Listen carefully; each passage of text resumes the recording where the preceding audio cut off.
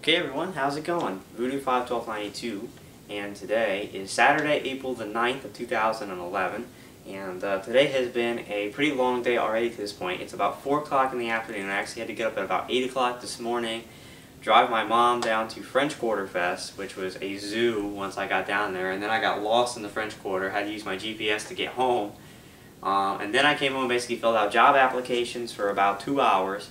Then I had to go out and drop them all off. I talked to a couple of managers, and it looks like the first 3 applications I put in, it looks like at least 2 of them look like they're going to be guaranteed jobs for me, which is pretty cool. Finally, so I actually didn't drop off the other half. I didn't need to. So pretty cool. So that means I'm in a good mood, and that means that today we're starting a playthrough that I have promised was coming for a while, but as you know, if you've been following along, had a lot of problems actually getting this game to me.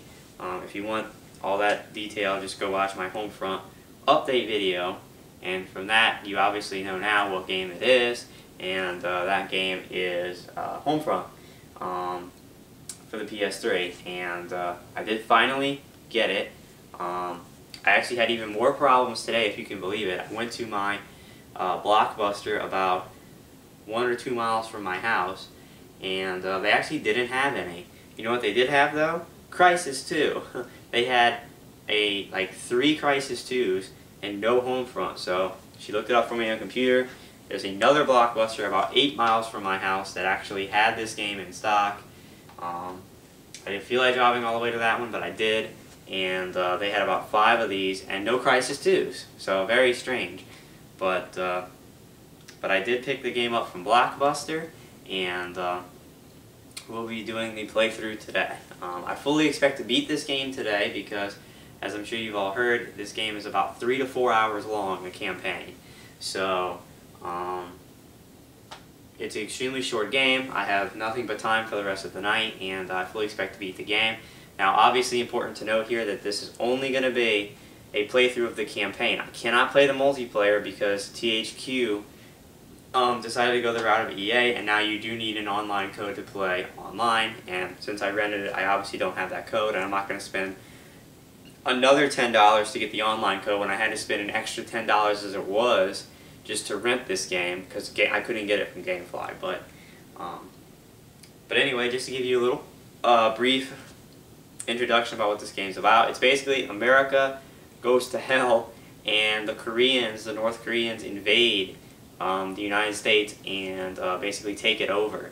And obviously your job is to fight against the Korean forces and fight for America. So an interesting game, obviously, since North Korea has emerged as one of our biggest potential threats right now. It's interesting that they're going to come out with a game where you fight the Koreans. So interesting, and something we get to do now, which we don't get to do very often. Something that is pretty cool about Blockbuster is, as you can see, they give you the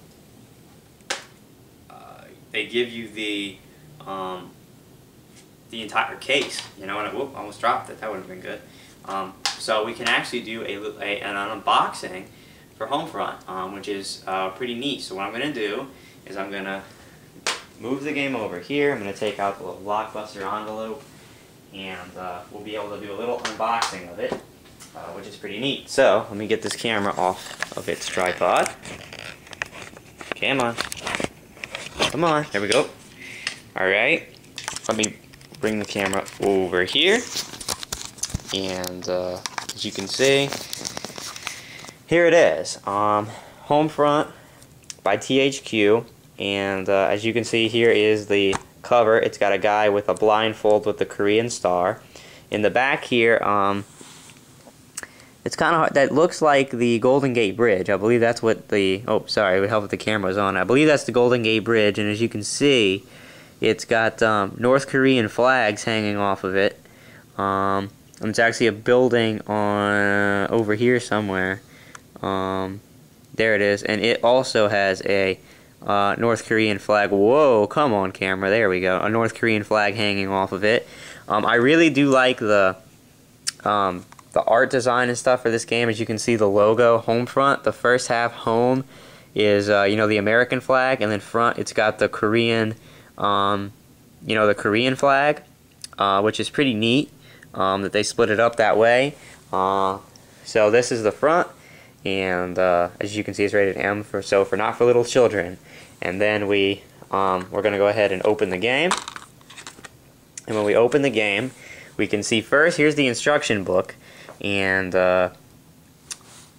it's a pretty, you know, typical instruction manual. As you can see, it is black and white, and really doesn't tell you too much. You know, it's got controls, it's got, like, you know, your HUD, and it's got, you know, the game modes and stuff like that. So really nothing revolutionary there. But there is something interesting about the game manual. As you can read, first it's got Homefront, and it's actually got, looks like leather texturing on it.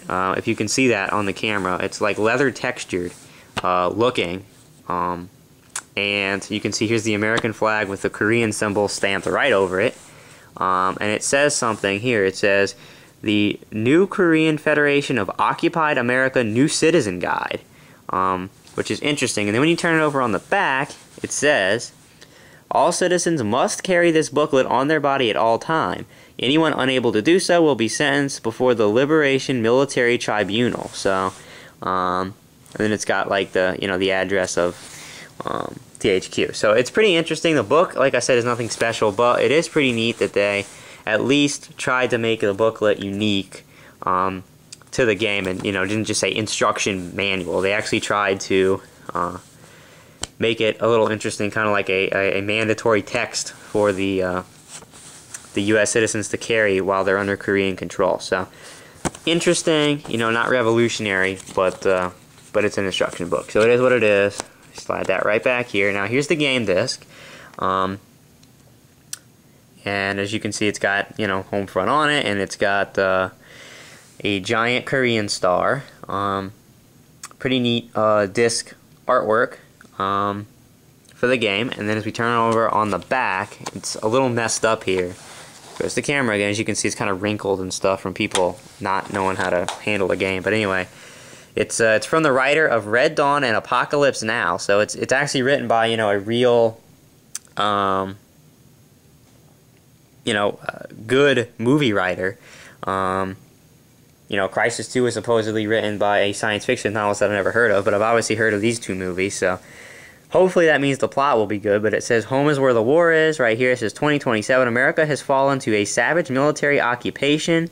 Join the resistance and fight for freedom. And then here it talks about the 32-player multiplayer, which I would love to try out, but cannot, because you need a code. And here's a little bit of art, you know, game play footage, things like that. And that's it. That's your box. That's what's inside of the box. Really kind of a typical FPS box, and content's really nothing special. Obviously, if you buy the game, you know, new, you're gonna have a separate. You're probably gonna have some advertisements in there, and obviously a slip of paper with your online code on it. But this is the box, and so what I'm gonna do now is I'm going to set everything up, and I'm going to put Homefront in.